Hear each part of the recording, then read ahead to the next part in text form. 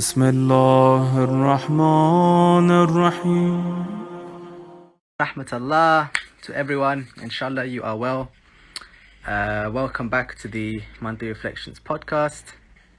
Let me see if we can add our special guest Sheikh Hassan today to join us, inshallah, and we'll get going. Let me see.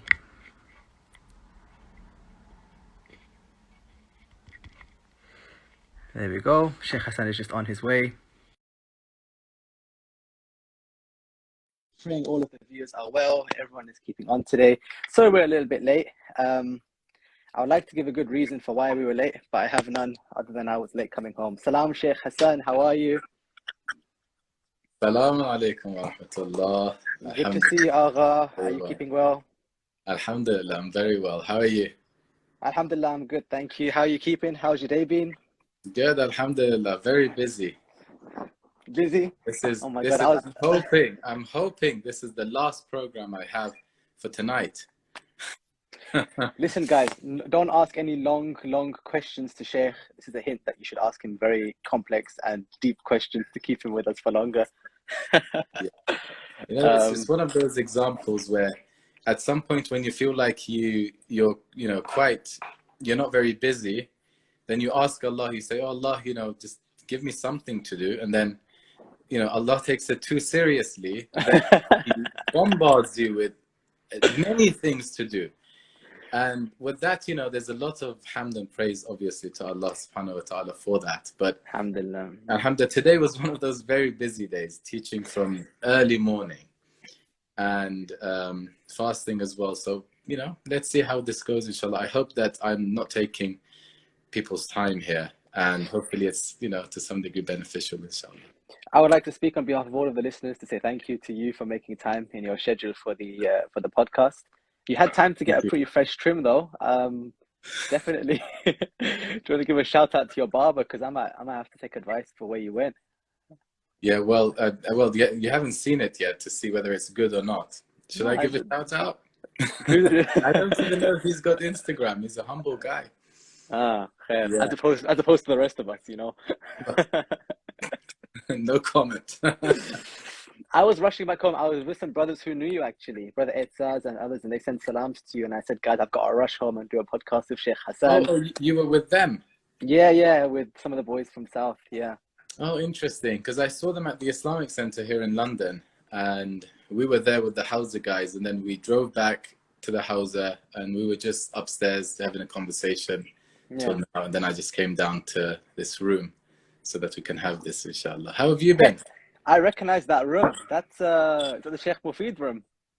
No. This is similar to it, but this is the Shuyukh's office. For those listening, if you're studying in the Hausa in London and you're in trouble, that's where you get sent to have a really deep talking to by one of the Shuyukh. Imagine you've done something wrong and you have to speak to Shiekh Hassan Roushandel about why your grades are lacking or why you've been missing class. That's the kind of vibe you get in this room. Yeah, I'm not sure why no one has been sent to me. Either they themselves have been doing very well, or probably I'm not the teacher to be telling people off, I guess. I'm the soft teacher here. Speaking of which, did you hear Sheikh Jawad shout out to you at the end of yesterday's session? Did you hear it? Yeah, he messaged me about it, and I told him, I did listen to it, but I didn't recognize the person he was talking about. But it was very, kind of him. It was nice of him to say that. But, they say, when you live life, you realize that a lot of the times the things you see in life are a reflection of your inner self and inner state. Yeah. So if you're a happy person, when you look around, you see a lot of happiness in other people, and you get, wow, everyone's very happy and nice. A lot of the times it's because of your inner qualities and self. So I would take that to be Sheikh Jawad's, inner state, really, because he's a very, very beautiful person, very nice. So he sees the niceness in other people, which I think a lot of us should learn about it. Speaking of, niceness and seeing nice people, we were just having a conversation upstairs about certain individuals in community that, they lecture, they're very famous and popular, but there's a lot of negativity surrounding them. And I was saying the same thing, and I said that I don't know about, how to deal with them, but there's one thing I think to know, And that is, if the only thing you see in those people is negativity and the bad that they do, that probably says a little bit about what's happening inside you. Definitely. Yeah. So, sorry, I hijacked the conversation. But yeah, so you were saying, Abbas, you were late. Can you explain to the audience why you were late? Okay, so I was traffic from Chesington to South Croydon. No, on what you just said, there's a hadith that reminds me of Imam Ali alayhi salam, seek ilm even if it's from a munafiq, right? So no matter like what I think of this person, if there is some provision to take from them, I'll take the provision and leave behind that which is not useful for me. And it's strange how, you know, when you're having a bad day, everything the world looks like a dark place because there's darkness in me. Like it was not the word, it's me. And similarly, when the sun is out and everything is great, well, I'm great inside as well. It shows how closely linked we are to our environment as well. Yeah. That is true. It's really scary though, right? Because if you think about it that way, then you're in a way, it reveals certain realities about yourself. Then you're like, how do I see the world? And you know, I think this is really important, and maybe we can start our conversation with this, because lately we've been having reflections on Munajat Sha'baniyah at the Hawza in our classes. Yeah. And there is a line which this year when I was reading it, it suddenly came to my mind when I was reading it. I said, this is a very interesting line. There's a lot of depth to it, that when the Imam is having a conversation with God, he says, "Oh Allah, kayfa ayasu min husn nadharika li ba'da mamati." So this is after I die. How can I be hopeless of your mercy on me? How can I be hopeless of, you know, you treating me in a nice way? وَأَنْتَ لَمْ تُوَلِّنِي إِلَّا الْجَمِيلَ فِي حَيَاتِي. He says, what's the argument he's putting forth? He says, look, oh Allah, when I look at my life here, I don't see anything but beauty that you have given me in this world. And I'm using that as an argument to say that how can the afterlife be any different to this world? So some of us, maybe we cannot say that because we don't even see this world that way. And maybe someone can even put the argument forward that if you want to have a happy life in the hereafter and afterlife, you better get your life sorted here. You better see Jamal in your life here. Because if the only thing you're seeing in this world is the negativity and hardship and pain, and you're hoping that in the hereafter you're going to receive something good, and Allah is going to compensate for it, maybe not. Because the Imam's putting the argument forward. He says, how can I be hopeless of the hereafter while in this world I am seeing all the beauty and Jamal? You see, this is very interesting. It's about mindset. So it says a lot about the inner self of the person, and perhaps it impacts their afterlife. Yeah. And even if there's a small possibility, potential of that, you better take that seriously, and I better take that seriously, right? It reminds me of, but I'm seeing lots of people responding positively to this idea. It reminds me of, you know, Ma ra'ayta illa jamila, you know, I see nothing but beauty. I was been thinking a lot about what it means, and, you know, everyone finds beauty in this. By the way, for reference here, Zainab Sallallahu alayha, when she's asked, according to one of the narrations, how did you find the day of Ashura? Or in another narration, reflect on your time. She says, I see nothing but beauty, right? And you know that line, and Sheikh Jawad just joined. I know he likes his hadith as well. Salam Sheikh Jawad, good to see you. Of when Muhammad alayhi salam first arrives at Karbala, and he writes a letter to Muhammad al-Hanafiya, and he says to him, I have reached Karbala. As for my affair, it's as if there had only ever been akhirah and there had never been any dunya, right? So for these at least two individuals, it looks like it's the same idea. This life is a place of beauty, and because it's beauty, they only see akhirah. They don't see the cyclical betrayal of the dunya anymore. They just see, you know, the inner reality of what's happening around them. Whereas we see a battle where 30,000 have defeated 72 in a material sense. They see beauty in, you know, absorbing yourself in the love of God. I want that in Shahr Ramadan. We all want that in Shahr Ramadan, you know. How do we keep that vibe going in the holy month, that we're after that akhirah, not after this dunya? Yeah.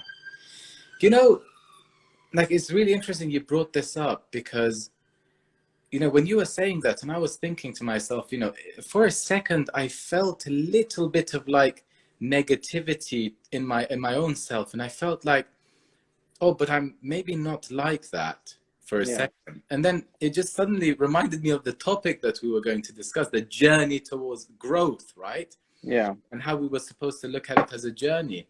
And, you know, you said it very beautifully that, you know, if that's the aim, to be able to get to a point where, you know, you're able to be in those situations, but the only thing that you see is beauty. Sometimes we take the first part, we leave the second part. The first part is al-mu'min, ad-dunya sijnu al-mu'min. It's a prison for the mu'min, and the mu'min is always in difficulty. Tonight I was at a lecture, and the sheikh was talking about how one of the signs of a mu'min is that he's mahzoon, right? He's sad, but maybe not in the face, but in the heart he's always sad. Yeah. And it didn't make sense to me. Okay, it didn't make sense to me because of some of the other narrations and some putting everything together. And we can probably talk about that tonight. But looking at it this way, that, you know, when we're talking about what happened in Karbala, we see the first part, sometimes we emphasize on it a lot. Dunya is a place of difficulty, hardship, and all of that. But something we seldom talk about is that what is the state, the inner state of a mu'min in those situations? Is the mu'min sorrowful, in pain, in difficulty, or the journey that the mu'min takes is a journey that is, even in the difficulties and hardship, they're only focused and the mind is only kind of fixated on the positivity, right? That's part of it, because we see the difficulty in Karbala, but we don't necessarily learn from, okay, the inner state of the people in Karbala and how they were calm. They were very calm. They were very connected to the Lord. The closer they got to the tragedy, the more you would see light in their faces, perhaps, the more you would see calmness in them. Where did that come from? Because I want that. I don't want the hardship. Because they, you know, look, we're encouraged about, you know, don't worry, the dunya is like this, the dunya is full of hardship and all that. I'm like, I know that. You teach me how to deal with it. Okay? This is what I want to learn. You teach me how to be like that. That's let me give an example of this very point. So, Shab-e Ashur, night before day of Ashur, right? We are crying and mourning, we are sad. Go to the books of Maqtal on the actual night of the night before the day of Ashura. You have hadith of Habib ibn Madahir smiling, Burair laughing, Nafi enjoying, because they've just been told about the Akhirah, which is coming after tomorrow. Now, I can kind of understand sadness and the grief of the companions, but for me to put myself in that position where I can actually hold the emotion of happiness on the night before Ashura and a genuine ecstasy for the sake of Allah, that's not something that you understand unless you have at least tasted a little bit in this dunya now, where I appreciate the hardship I'm going through because I know who it's for. Now, that hardship is much greater and the one they are seeking is much closer. But like, we go through difficult things all the time. And I can say it in a way that everyone understands. You know, when a person who is close to you dies, someone, you know, you have that grief of someone who you love. Sometimes you don't want to let go of the grief of that person because it's real. And you actually would rather remember them, even with sadness, than lose them altogether. And I think we need to learn to sit with uncomfortable feelings which have a healthy purpose for our growth. You know, we want to talk about growth today. When we discuss growing, like, this is not some idealized story of a coloring book where you keep coloring shades brighter and brighter and brighter and brighter. Sometimes we go through some quite difficult periods for our growth. Ramadan is an example where you're not eating for a little bit and you're abstaining from certain actions. But there are other examples where growth can be painful, you know. Why is it important? And I know we picked growth to talk about today. Why is it important that the listener understands that this period of growth is not plain sailing all the time? Yeah. You know, that's probably one of the first things that we start realizing, I feel, is that we're realizing if we're on a path of growth, there's going to be hardship and difficulty.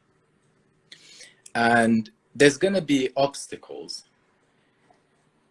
One of the things that, you know, happens after this, it seems that, you know, when I'm thinking about it, is that we start thinking like, okay, but no, we don't want that. We just want to, you know, to live a life of happiness and you know, just joy and no growth necessarily.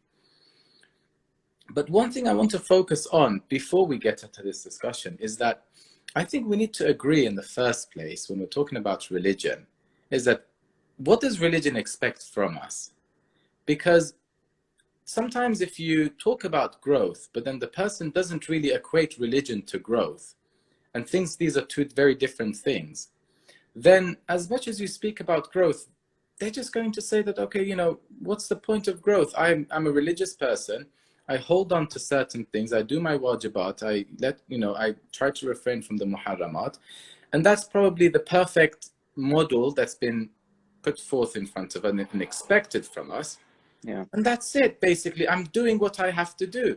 I went to one of the Khalij countries, and one of the brothers there, he spoke to me. I was there for like a tabligh on like 2 days. He basically came to a corner and he spoke to me and he said, look, this is what I feel, and tell me if this is wrong. He says, I feel like we're doing everything. There's nothing else we need to do. He said, we have all majalis, we attend, and we pay, let's say, the khums that we have to pay. And he says, I feel like that's it. That's all about religion. Is there anything else? He told me. And he was very honest, and I liked his honesty. Because that showed that, for him, he's like, he wasn't very comfortable with that. And he said, this normal, ritualistic religion that has been put forward in front of us, has been presented to us, it doesn't seem to be satisfied. Because like, what's next? And we started talking about that. And he realized that, wow, it's not just the rituals. And I told him, I saw something there, and this was just one example. And I saw that, for example, one of the people was slightly disrespected to the maids that they had at that home, because they had maids. And I said, this is an example. You look at religion as a very superficial, ritualistic thing, you're going to miss out on these details. Because when you mistreat another person, on surface level, it just looks like you're mistreating them. Yeah. But in a deeper sense, it says a lot about your inner self.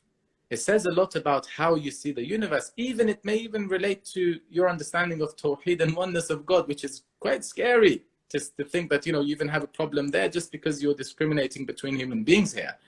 So it's the understanding, the notion of growth. We need to speak about that, because does religion really want us? So what does religion expect from us? Let me put it this way. Is it perfection? Or is it growth? Because the way we sometimes see it is that there is this insan kamil put in front of us, right? They say, this is the imam, these are the prophets, and they were the best, perfect beings, like that. And then you need to be like them. And if there's anything you're doing right now that shows and perhaps demonstrate that you're lower than that level, there's something wrong happening here.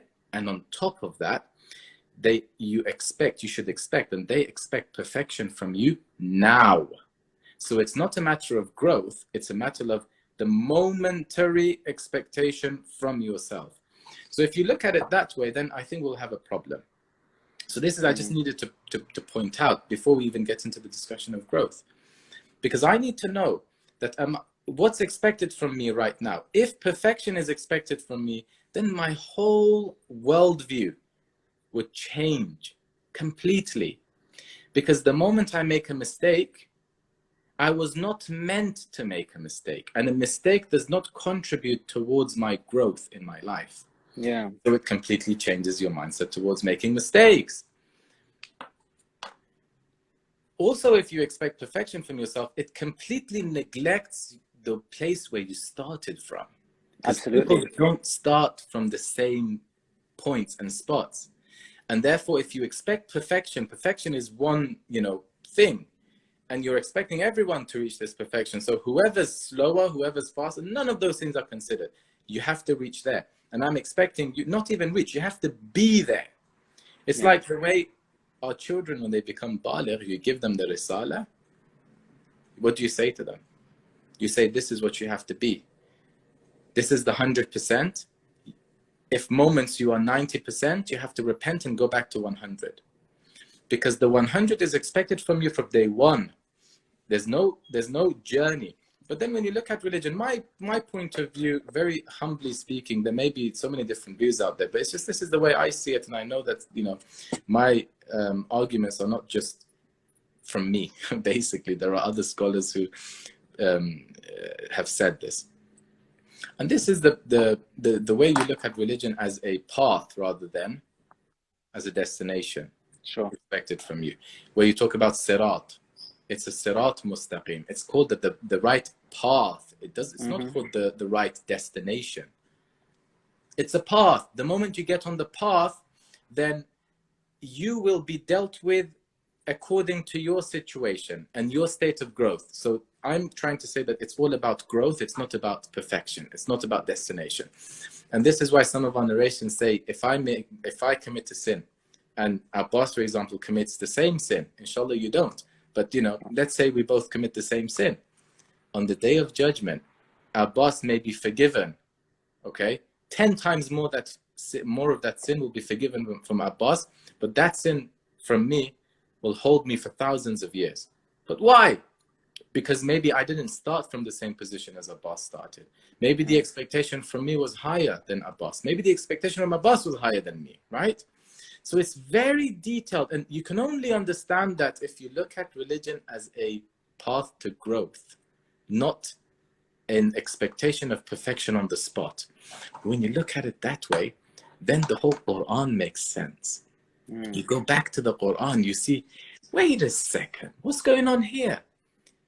God, it's as if you're telling us it's not only a path, but now you're giving us examples of the prophets embarking on these journeys and sometimes even making mistakes. Because they are at different levels themselves in that verse journey. of the Quran very clearly says that تِلْكَ الرُّسُلُ فَضَّلْنَا بَعْضَهُمْ عَلَى بَعْضٍ. Some of them are greater than the others. Says to the Prophet, وَلَا تَكُنْ كَصَاحِبَ الْحُوتِ. Don't be like the one who was in the belly of the whale. Don't be like him. Why? Was he bad or anything? No, but there was something about him, a lesson that we're teaching you, O Prophet, so you don't repeat the same mistake. Wow. Right?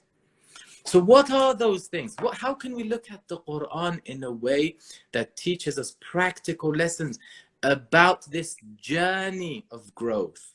Not the destination of perfection. These are how the prophets were. This is the perfect being. Look at him and be inspired by this being that you don't even know what it means like. No, this is the journey he's gone through.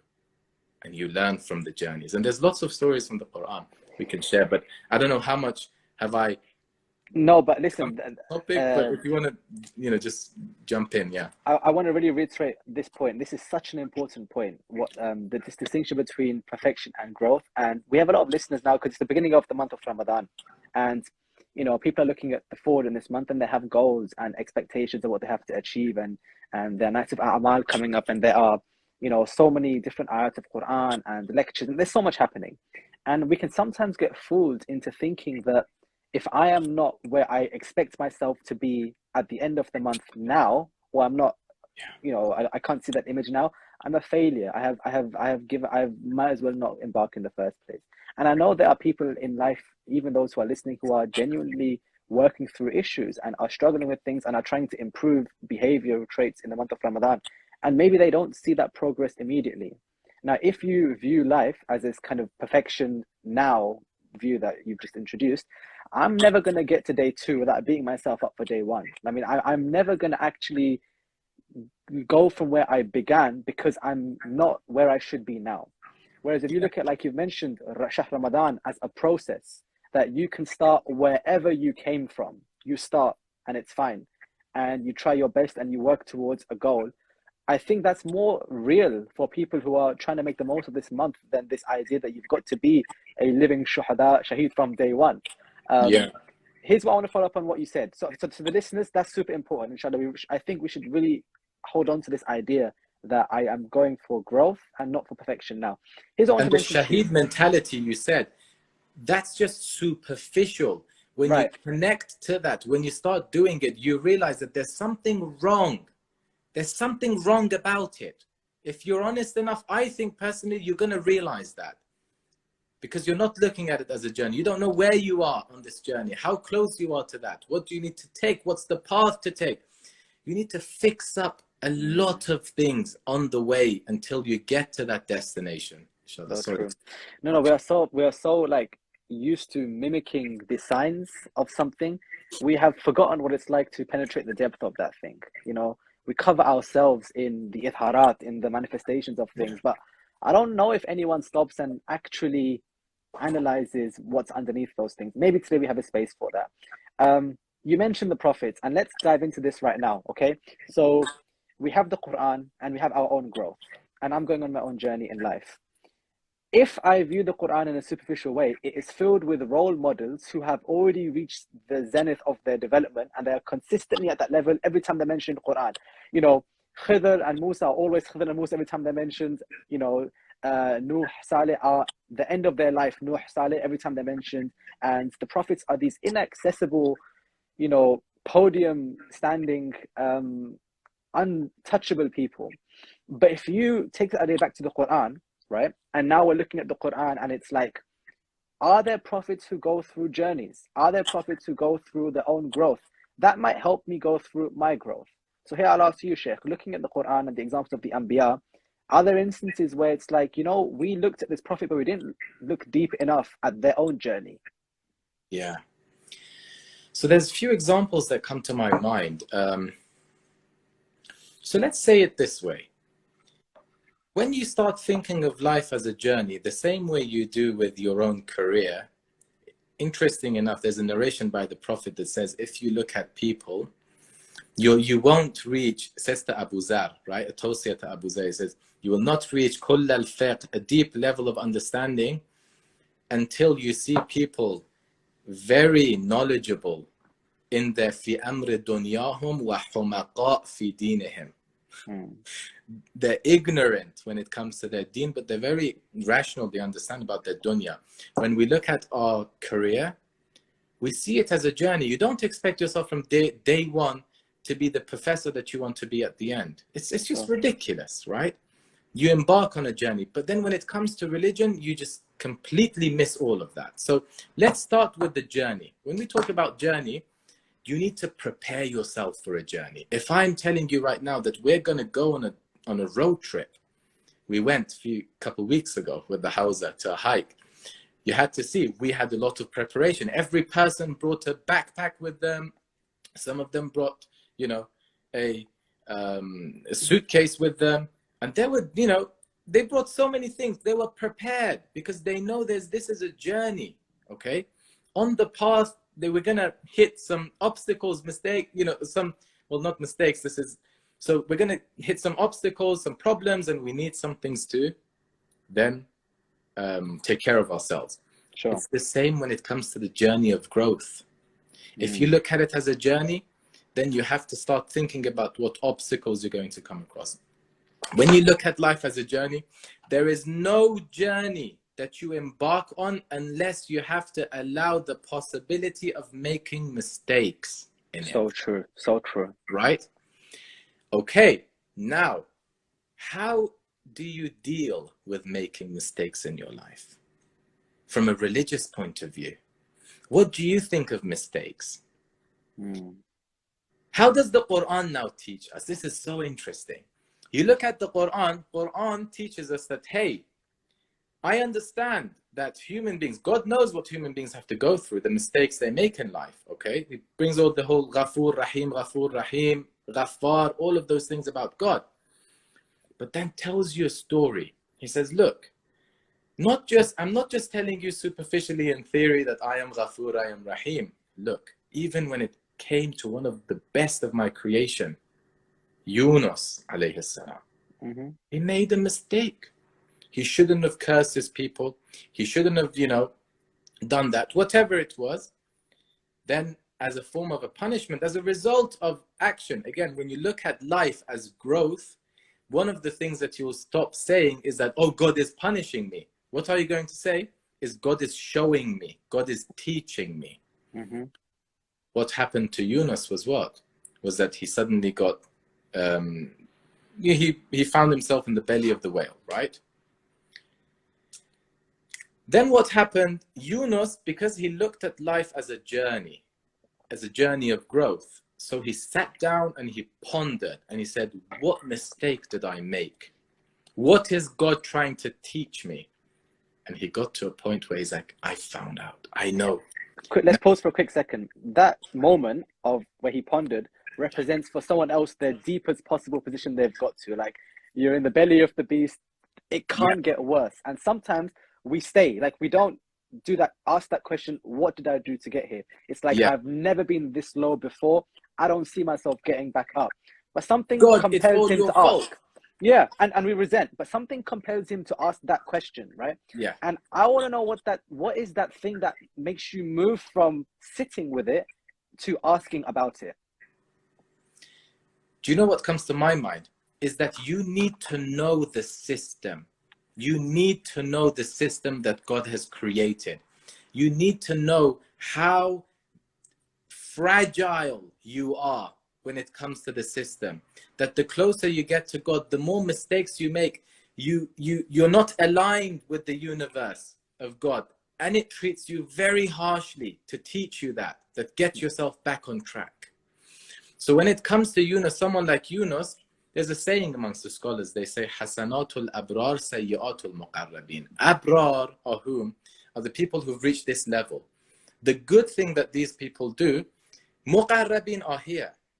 The good things that the abrar do will be considered sometimes as wrong things and as sins of the muqarrabin, because they've grew this much. So this much of growth sometimes changes the expectation from them. Someone like Yunus, he's got a high position. So for him, a mistake will probably not even be classified as a mistake for me. But for him, it was a mistake because expectation was higher from him. Made a mistake. But he knew what the system is like. So immediately he sits down, he ponders, he reflects, what did I do wrong? And when he reflects and he finds that out, what does he do? He immediately says, La ilaha illa ant. There's no Lord other than you. I admit, okay? I surrender. Subhanaka inni kuntu min al-zalimin. I admit. It takes a lot for a human being to be able to admit to their mistakes. And I'm going to say a few things after that sometimes we're unable to admit to the mistakes because we don't have the right mindset. The moment we admit to mistakes, we fall into depression. We fall into anxiety. We fall into low self-esteem, low self-worth, all of those negative things because we don't know what it means to make mistakes. Mm-hmm. Mistake is part of the journey. You can learn from it. And this is what happened to Yunus. He learned from the mistake. He admitted. He says, La ilaha illa ant subhanaka inni kuntu min al-zalimin. I was among the, not just wrongdoers, like the oppressors, perhaps you can translate it as. What happens after this? He's calling himself an oppressor, but because he knows who he's talking to, he knows he's saying it to God. He's not saying it to any other person. God says immediately after that, what's the effect of him admitting to his mistake? فَاسْتَجَبْنَا لَهُ. Finish. Now you're asking us to save you. You're saved. Why should we keep you in that situation anymore? Wow. Not just that. You're saved. Go out. وَنَجَّيْنَاهُ مِنَ الْغَمِّ. Not just that. You know, you had this gham inside your heart. You had this sorrow. You were feeling bad. The moment you admit, if you know who you're admitting to, if you know your Lord, the moment you admit should be the moment that you are saved from your gham. You're saved from the sorrow. You now smile as if you've not done a sin, because now you know who you're relying on. Yeah. So when the Qur'an talks, and then is this the thing that they only do for Yunus because he's the prophet of God? Immediately after it says, don't you dare think that God discriminates between his creatures like this. وَكَذَلِكَ نُنْجِي الْمُؤْمِنِينَ. Wow. This is how we save the mu'mins. Yeah. Anyone who has iman in God, you bring iman to God, God is not going to let you down. So going back to the discussion of growth. If you look at life as growth, you have to develop the right mindset towards making mistakes so that you can embark on this journey and know that when mistakes happen, what you are meant to do. Because if you don't know that, immediately you're going to feel uncomfortable the moment you make a mistake. And what's going to happen? Either of the two. Number one, either you're going to admit your mistake, but that's going to take you through dark places. You're not going to get up. Or what a lot of people do is that they start covering up. You start covering up. You start denying, because the burden, the heaviness of making mistakes in life is huge. So you have to know, you have to develop the right mindset, the right understanding regarding mistakes. And where do you get it from? You get it from the Qur'an. It gives it to you. It gives it to you. It even depicts it for you. It tells you the story of one of the greatest of the creation of God, how he went through mistake and how he learned from it, and then how he changed and how God saved him after that. So this is one thing. And you know, I feel like when I think about this, sometimes, like, just because of the lack of a better way of saying it, I've said it sometimes to, you know, in some discussions, I said, sometimes maybe we even need to learn how to make mistakes in a godly way, or even commit sins in a godly way. I'm not saying we should commit sins, but we should know, we should have a mechanism. We should know where to go back to when we fall into that. And we should know that we need to know how to admit to it and be comfortable with that, because we're relying on a God which is unconditionally loving us. Okay? So that sin is not going to then make him frown upon me in a way that I can't go back. The love is always there and is always waiting. So I'll cut it there, but this is one of the things we need to focus on, okay? One of the things we need to learn how to fix in life if we want to look at life and with religion as a journey of growth, growing towards God, inshallah. Yeah, that's beautiful. And I think there are a number of mic drop moments in there. Ahsan, Sheikh.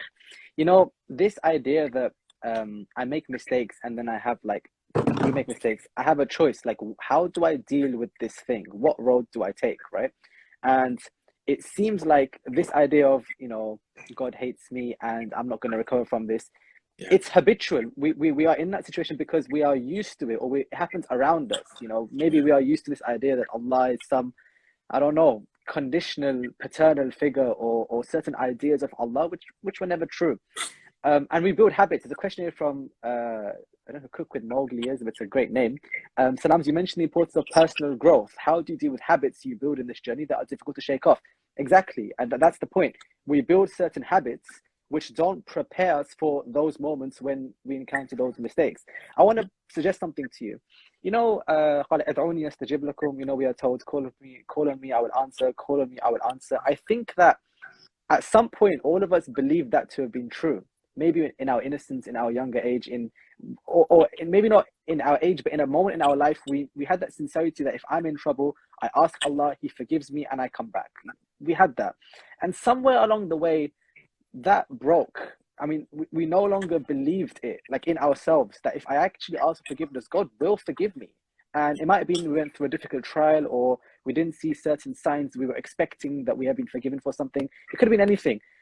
I really want to stop at this moment. How can we remind ourselves that God's love is unconditional in a world where everyone else's love for me is conditional? Yeah.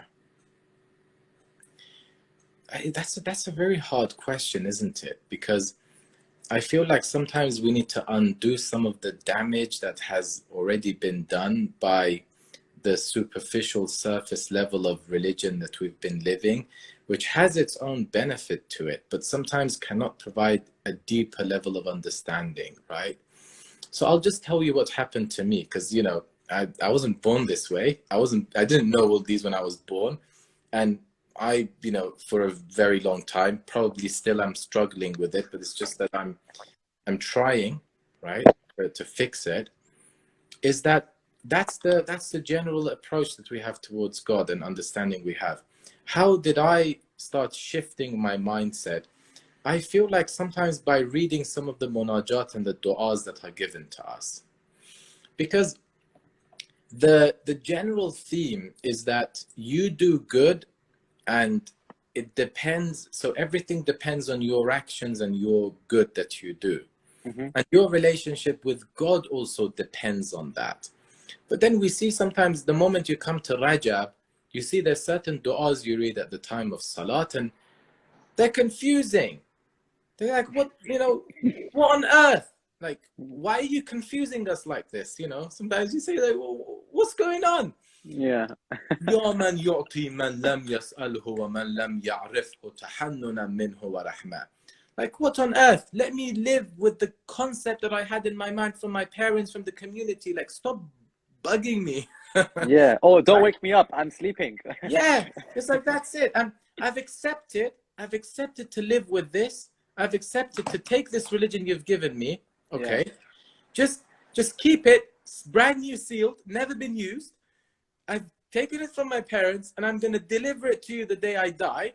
Brand new sealed, never been used.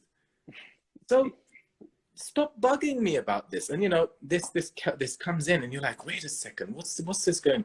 They say that God, you are the one who give, yu'ti, man lam yas'alhu, the one who doesn't ask, the one who doesn't even know you. How do you give to him? Is it you give to him so that on the day of judgment you can hold it against him? No. It says tahannunan minhu wa rahmah.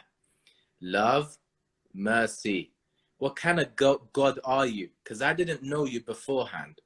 I thought that it's all depending on my level of understanding of you. I didn't think that you have some level of something called a love for humanity and human beings beyond and unconditional of their level of ma'rifah of you and their level of obedience towards you. I didn't know that.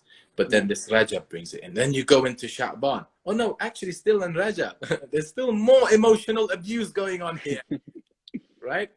There's the other dua. Puts you in a difficult situation. عَوْدَتُهُ الْإِحْسَانُ إِلَى الْمُسِيئِينَ. What on earth? His habit is doing ihsan, is doing good to the people who are sinning. Yeah. That's not a God I know. At least I knew, right? The journey. Then you go to Munajat. You go to Sha'ban, Munajat Sha'baniyah. Munajat Sha'baniyah is literally this, in few lines. Is saying to God that, God, I look at myself, I don't find my actions to be adequate enough. I don't find myself. So it's saying, even if I am praying, even if I'm fasting, even if I'm doing Salatul Layl, even if I'm doing any of those things, I do not see myself adequate. So it's a completely different picture of like, I'm doing this, so therefore I'm becoming worthy and deserving. And it's no, the Imam says, I do not see myself adequate. But with that, is building such a deep connection with God through few things. Yeah. Through that, he says, I have tawakkul on you. If my actions are not getting me closer to you, but my tawakkul is. I have a high level of tawakkul on you, God. You know that. I still rely on you.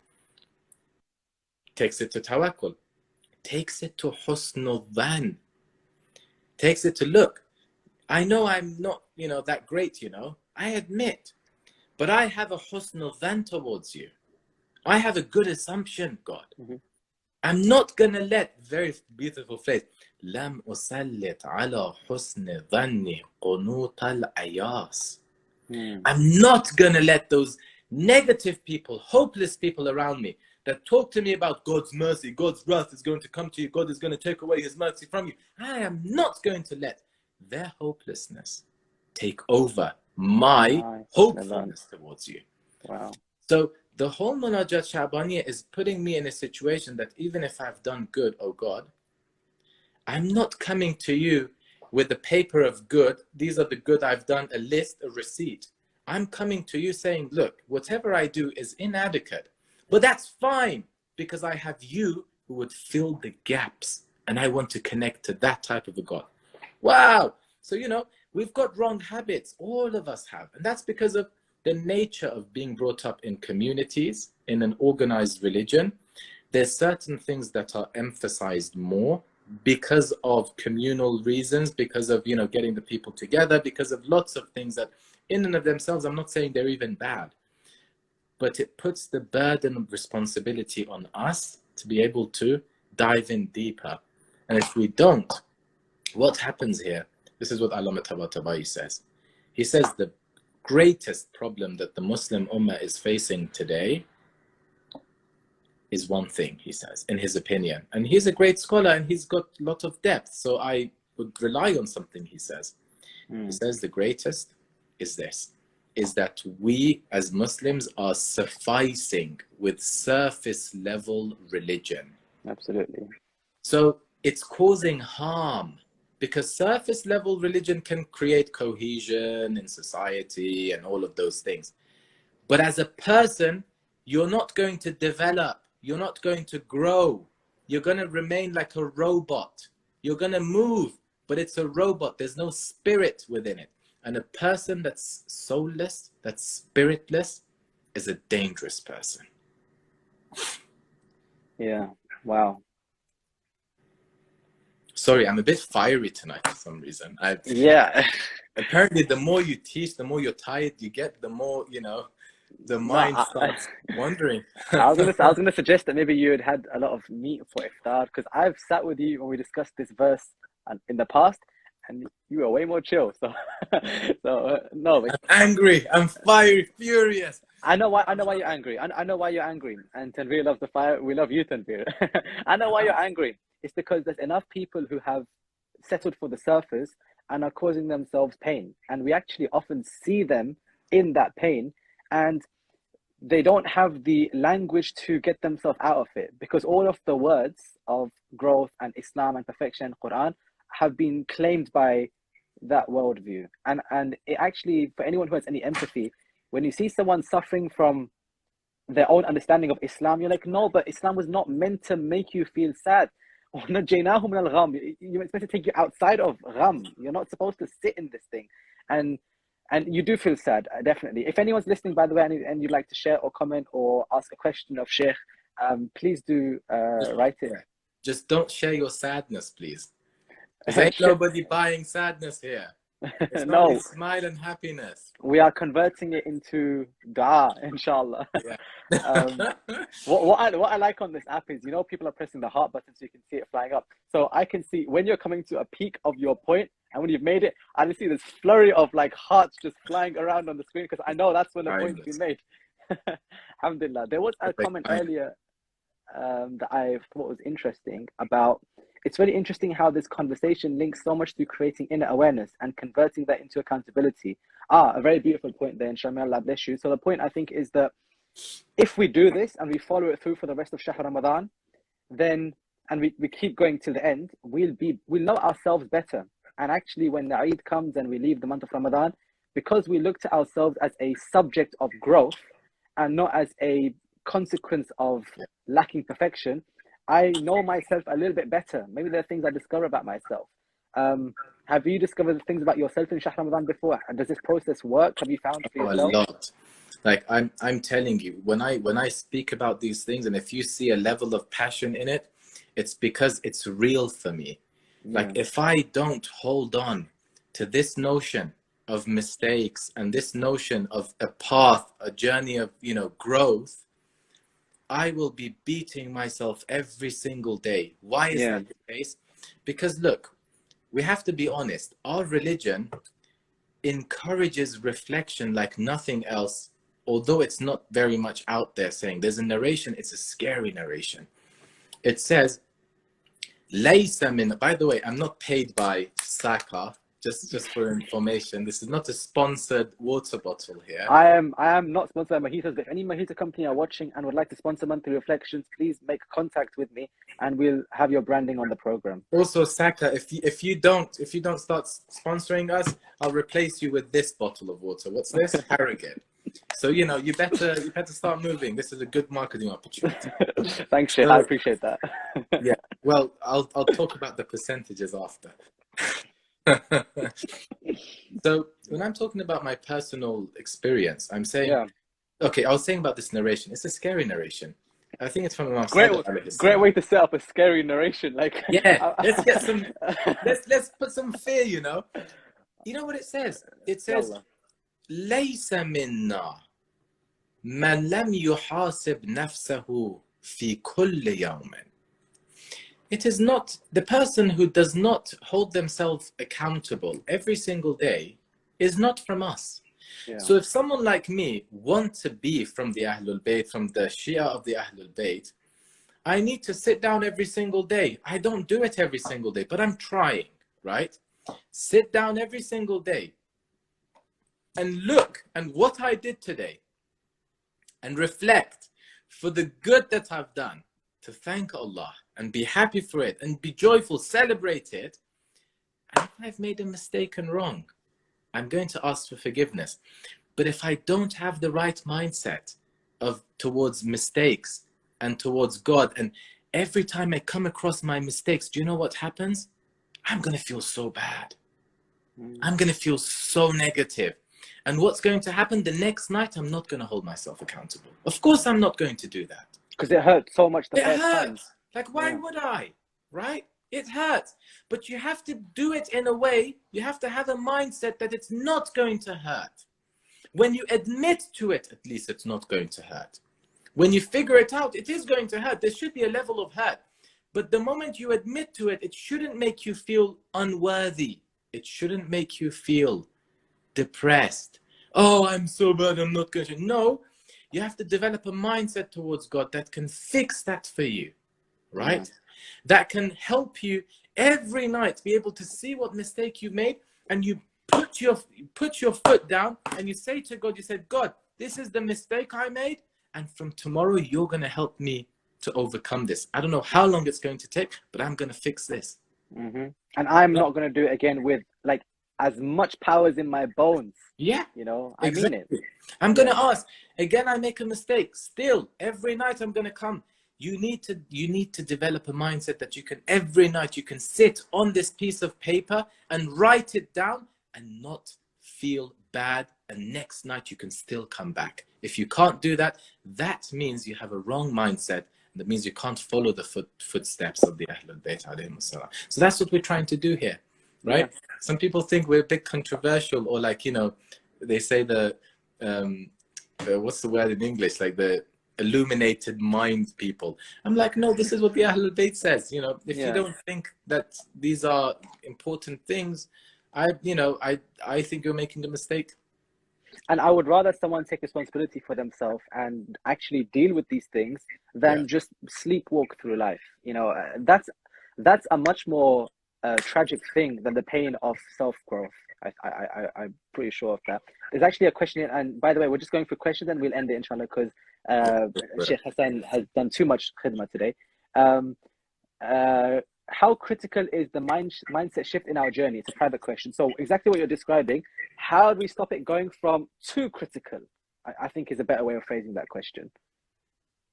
Oh, so let me ask a question. When they say how critical is it, do they mean critical as in critical? No, not like how it's not a hyperbole for importance. No. It's like how self-critical can I be? And how do we not let ourselves fall into that dangerous space of being too self-critical, basically? Yeah. You see, it seems to me that if you have the right mindset, right? So look at it this way. Why is it that when you are too self-critical of yourself, why is it that there is this negative feeling that develops within you? We have to think about it, right? What happens there? Yeah. Where does that come from?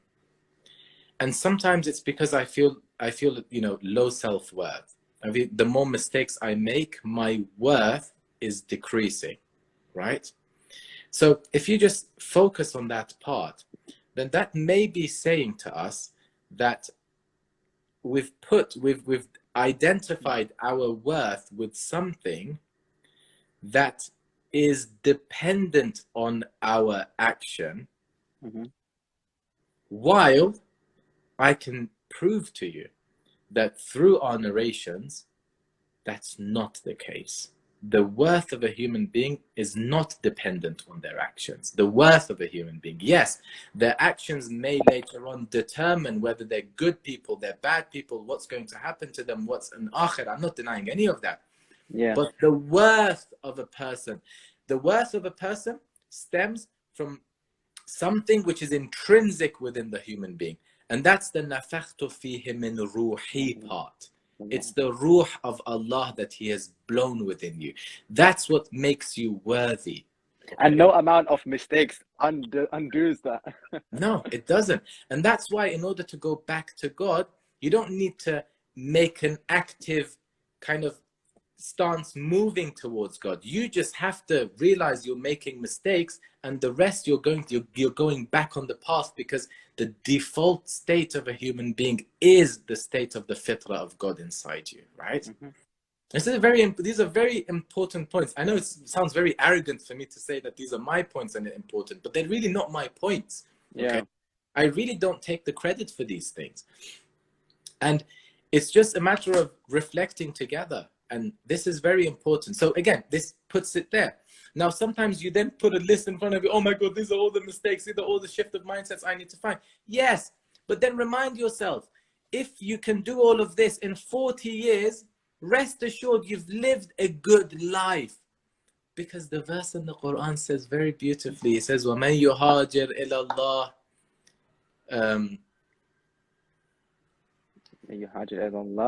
وَمَنْ يُهَاجِرْ في سبيل الله يجد في الأرض مراغما كثيرا وسعة ومن يخرج من بيته مهاجرا إلى الله ورسوله. So this hijrah sometimes is physical. Whoever leaves his home, hijrah towards Allah and the Rasul, ثم يدركه الموت, and then on the way, you die. Yeah. فقد وقع أجره على الله. Allah. Your reward is with Allah. So this hijrah we're talking about is a spiritual hijrah. Mm-hmm. We are on a spiritual hijrah. We're in the beginning of the path. We've set out from our house. We can say that. We've left the house. Let's leave the house. Wallah. Yes, let's leave the house so that we can claim that we embarked on this journey. At least we tried. And then the ajr is on Allah subhanahu wa ta'ala. It's Him that gives the reward, inshallah ta'ala. That's a beautiful place, I think, to take a pause and maybe a stop. There have been some comments coming in. Shout out to Sayyid Ali Imran, who I've just seen has been entertaining us in the comment section. Salam, Sayyidina. We'll see you on the podcast later, inshallah. For some reason, my comment section is frozen. And that's what? That's such a, disappointing thing. So I can only see the last one, which says, beautifully put, Sheikh. Thank you very much. That wasn't Sayyid Ali. Oh, probably. So I can't even, I can't scroll up or down. And that's...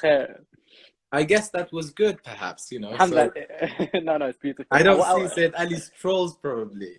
Ali Imran, so I can stay focused. Alhamdulillah. Inshallah. Ali Imran, we'll see you on the podcast later on, inshallah, when you come. Okay, we're about to finish. Can I just quickly say to anyone who's listening right now, if you want to reach out or you want to make any comments or questions, you are free to do it now or inshallah in tomorrow's podcast. Tomorrow we have a different guest. Unfortunately, Shiekh Roushandel is busy solving the issues of the world and cannot join us every single night, although I think that would be quite amazing if he could. Sheikh, tomorrow we're going to be discussing the idea of being, with a different guest, being imprisoned, and how we have narrations and ayat of Qur'an about freeing oneself or freeing someone from the idea of being in a prison. What can you advise to the listeners for why they should tune into the Monthly Reflections podcast, subscribe to the channel? Can you at least make the case for them to stay for tomorrow, inshallah, and all of the days? Yeah. Now that I'm thinking, I really can't find any reason why they should stay, because I'm done. Because your bit's done. Guys, when you leave, just make sure you just unfollow this page. I don't think you have anything else to do here. After what was said about you by Sheikh Jawad Shomali yesterday, for you to do this to me now is betrayal. I feel So just you can instead come and follow my page. Actually, no, don't follow my page, because that's a private page. I don't have anything on it. But okay, let's be very, very realistic. I think Abbas, you're facilitating this, and there's lots of guests coming on, and all of them with different perspectives. And the topic you said about tomorrow, I don't know about the other topics, but this topic of imprisonment and bringing us out of this imprisonment is very important. Why is that important? Because religion was meant to free us. Is it freeing us today? Maybe not. Yeah. Do we need to leave it? Of course not. Can we be free from,